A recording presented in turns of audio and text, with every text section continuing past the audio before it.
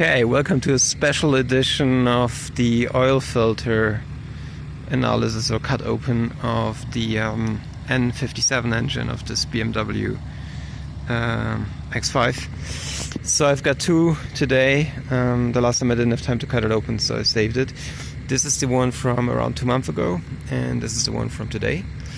And let me get this light here. So both of them have quite a bit of glitter in it. I'm sure you can see this, but there's this larger piece there, some other pieces there, another larger piece there, another larger piece there, and some smaller things. Kind of feels like in line with how it was before. And then we have the one from today. It's still a bit more oily. There is some piece there, another piece there,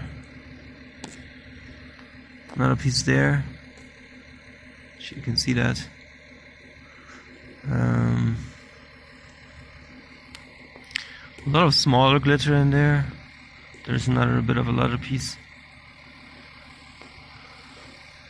It's just a tree thing.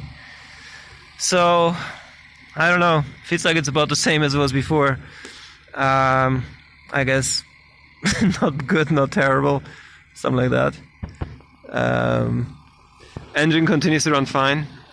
It's now around 48,000 miles since I rebuilt it, and that's the 8th oil change that I've done since. So I've done 6,000 mile intervals, and let's see how it will continue to do. I'm not going to take it apart. I'm just going to continue driving until it fails. It has now 185,000 miles on it.